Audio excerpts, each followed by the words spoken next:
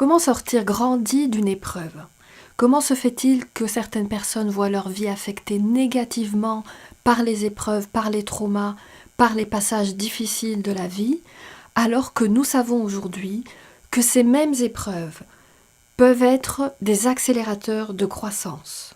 Les recherches sur la croissance post-traumatique, justement, nous démontrent qu'il existe des facteurs universels de croissance.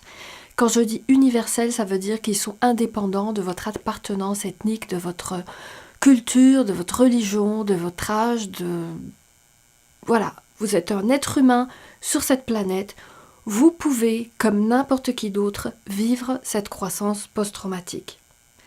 Je suis Cyrine Benmamou, je suis docteur en neurosciences et thérapeute et j'étudie le traumatisme depuis 2003. Donc forcément, je suis exposée de par mon activité à des personnes qui justement ont de la difficulté à vivre cette croissance post-traumatique et c'est pour cette raison que j'ai eu l'idée de filmer pour vous cette vidéo où je vous partage 3 facteurs de croissance post-traumatique et comme je vous le disais il y a un instant, ce sont des facteurs de croissance universels. Ça veut dire que la croissance post-traumatique c'est quelque chose qui s'apprend, qui se développe, ça ne va pas forcément de soi, mais c'est quelque chose que n'importe qui peut intégrer dans sa vie. Alors, vous avez vu derrière moi mon tableau magique sur lequel je vous affiche au fur et à mesure un petit peu de texte, des dessins pour illustrer mes propos. Et aujourd'hui, ces 3 facteurs de croissance post-traumatique, je les ai placés en triangle. Donc si vous regardez, les 3 côtés du triangle correspondent chacun à un facteur de croissance post-traumatique et le triangle lui-même est la croissance post-traumatique. Alors pourquoi j'attire votre attention sur ce dessin? C'est parce que vous savez que l'aire, donc la surface du triangle, est proportionnelle à la longueur des côtés. Donc plus vous allez manifester dans votre vie, incarner ces 3 facteurs de croissance post-traumatique, et plus votre croissance va être grande. Et par ailleurs, si vous prenez ce triangle et vous le mettez sur un plan horizontal comme étant un petit peu la base de votre vie, la base de votre développement, vous voyez que plus les côtés sont égaux, votre triangle serait donc équilatéral, plus les côtés sont de longueur homogène et plus cette base va être stable et solide. Un triangle dont un des côtés serait beaucoup plus court que les autres ne serait pas une base solide. Je vous dis ça juste pour vous attirer votre attention sur l'importance de la dynamique entre ces 3 facteurs qui donc ensemble, en synergie, créent cette croissance post-traumatique. Donc, je passe sans plus attendre au premier facteur de croissance post-traumatique et vous allez voir que peut-être que ces choses-là vont vous paraître évidentes, mais moi je vous encourage à vous questionner sur dans quelle mesure vous incarnez réellement ces 3 facteurs dans votre vie, parce que si vous savez ces choses mais vous ne les mettez pas en application, vous n'avez pas les résultats. Donc, le premier facteur de croissance post-traumatique, c'est la transformation personnelle. Cette transformation personnelle, elle implique un changement de la représentation de soi, c'est-à-dire une analyse, une observation de comment vous vous percevez. Et les personnes qui vivent la croissance post-traumatique mentionnent toutes qu'elles ont découvert grâce à l'épreuve des forces qu'elles ignoraient. Ça a l'air très banal de dire ça, mais je peux vous garantir que peu de personnes, en tout cas, je peux vous dire que beaucoup de personnes négligent de reconnaître leurs forces. Parce que nous sommes tous résilients. Si vous n'étiez pas résilient ou résiliente, vous ne seriez tout simplement pas en vie. Donc, première chose à faire, c'est vraiment d'identifier ces forces, de les reconnaître, de les conscientiser, parce que plus vous en serez conscient et plus vous allez vous sentir solide et paradoxalement, vous allez accepter davantage l'état de vulnérabilité dans lequel la vie parfois va vous mettre. Cette transformation personnelle, elle nécessite une acceptation de ce qui est, elle nécessite une acceptation des choses désagréables et en même temps la reconnaissance de cette force de vie et par la même occasion, cette transformation personnelle, elle va vous amener aussi à construire des forces que vous n'aviez pas. C'est-à-dire d'identifier vos points faibles, les parties de vous qui ont besoin de se développer davantage et de vous engager dans ce développement, ce qui donc va encore plus maximiser votre transformation et votre croissance personnelle. Donc vous voyez que cette transformation, elle remet en question l'identité de la personne.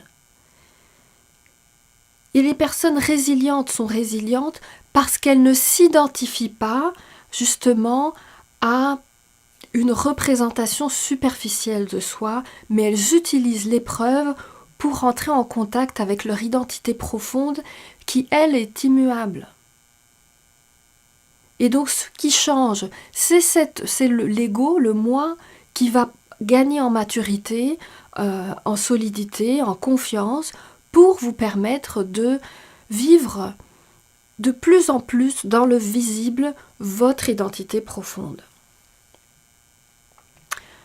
Le deuxième élément, le deuxième facteur de croissance post-traumatique, c'est la transformation relationnelle.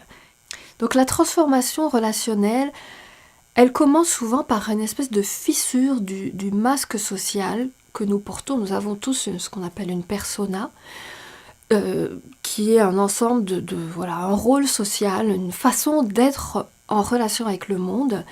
Et l'épreuve va fissurer ce masque et va faire tomber certaines conventions. De sorte que vous allez oser peut-être être plus authentique, plus direct. Et à la suite de ça, il va y avoir un ménage qui va s'opérer dans vos relations. Certaines relations vont disparaître parce que certaines personnes ne vont pas tolérer cette authenticité, ce contact plus vrai. Alors que d'autres, au contraire, vont non seulement l'apprécier, mais vous soutenir dans l'épreuve. Et c'est donc dans ces moments-là que vous découvrez quels sont vos vrais amis, qui sont vos vrais appuis, les personnes sur qui vous pouvez compter. Et c'est là la transformation positive qui s'opère grâce au trauma, grâce à l'épreuve, c'est que vous développez des relations plus authentiques, plus solides, une plus grande connexion, une connexion profonde d'âme à âme avec les gens. Et d'ailleurs, cette transformation, elle peut aussi vous redonner confiance dans la solidarité humaine, dans le réel soutien qu'on peut trouver dans l'épreuve. Et donc cette transformation relationnelle, elle va se prolonger au-delà de l'épreuve parce que vous allez aussi vous-même développer davantage de compassion pour les personnes qui souffrent, de sorte que quand vous irez mieux, mais que vous verrez qu'il y a quelqu'un qui va mal, ça va être plus facile pour vous d'être vrai, d'être authentique, d'être peut-être plus direct et d'aller immédiatement aux choses essentielles. Ce qui veut dire que cette transformation relationnelle, elle va vous amener à incarner davantage les valeurs qui sont importantes pour vous. Vous serez peut-être un peu moins conventionnel, un peu moins réservé, mais beaucoup plus proche de vos valeurs, et c'est ce qui d'ailleurs donne du goût à la vie et aux relations. Et j'en arrive donc au troisième facteur de croissance post-traumatique, c'est la transformation spirituelle. Et là, je ne parle absolument pas de religion, je parle de spiritualité dans ce qu'elle a d'universel, c'est-à-dire le sens de la vie. Et vous savez que quand on est confronté à la mort, qu'il s'agisse d'une mort réelle ou d'une mort symbolique, comme un deuil relationnel ou un deuil professionnel ou un deuil, peu importe dans quel domaine, c'est en quelque sorte une mort symbolique. Et le contact rapproché avec la mort, c'est l'occasion de se poser des grandes questions du sens de la vie. Et les personnes qui vivent cette croissance, cette transformation spirituelle, se retrouvent à apprécier la vie encore davantage parce que d'une part, elles ont touché de près ce côté éphémère des choses et donc la nécessité d'honorer et de jouir de la vie instant après instant. Et par ailleurs, elles ont intégré dans leur vie un regard beaucoup plus vaste, une conscience élargie du sens profond de la vie, de sorte que même dans les choses ordinaires du quotidien, elles vont pouvoir vivre l'extraordinaire, l'émerveillement, l'appréciation profonde du cadeau de la vie. Donc cette transformation spirituelle, c'est vraiment une question de sens. Donc vous voyez, si on récapitule notre triangle, maintenant que je vous ai dévoilé ces 3 facteurs, vous voyez qu'en même temps, il n'y a rien, il n'y a pas d'immense révélation probablement pour vous. Mais ce que je trouve fantastique, c'est que les recherches actuelles dans le domaine de la croissance post-traumatique viennent nous confirmer ce que les spiritualités millénaires nous répètent depuis la nuit des temps, à savoir que la vie est une immense occasion d'apprendre et de grandir, et les épreuves ne sont pas là pour nous casser, mais au contraire pour nous révéler nos forces, nos possibilités et la magie de la vie. Et avant de finir, je veux simplement aussi attirer votre attention sur le fait que ces facteurs de croissance post-traumatique, même s'ils sont universels, même s'ils sont à la portée de tous, ce n'est pas tout le monde qui va les vivre. Parce que, d'abord, peut-être certains milieux de vie le favorisent plus que d'autres, mais aussi cette croissance, ces transformations, elles nécessitent un engagement total dans la vie. Donc ces transformations, vous voyez que c'est avant tout une question de rapport beaucoup plus profond avec soi, avec les autres et avec la création. Or, tout le monde n'a pas cette prédisposition ou ce réflexe d'aller vraiment vers les profondeurs quand ça va mal. C'est même parfois le contraire. Parfois l'épreuve nous pousse à nous retirer du monde. Donc ça demande un effort, et c'est pour ça que je fais cette vidéo, parce que je me dis, en sachant à quel point c'est important de plonger dans les profondeurs, de chercher le sens de ce qui est vécu dans l'épreuve, pour soi, pour son entourage et pour la vie au sens plus large, j'espère que ça va être encore plus facile pour vous de plonger dans cette transformation et dans votre croissance, pas seulement post-traumatique, votre croissance tout court, puisque ces aptitudes, oui, on va avoir l'occasion de les développer de manière accélérée dans l'épreuve, mais il ne faut pas non plus attendre d'être en difficulté pour adopter cette attitude positive face à l'existence. J'espère que cette vidéo vous aura été utile. Si vous l'avez aimée, partagez-la à vos proches et surtout partagez-moi en bas de la vidéo vos commentaires, vos impressions.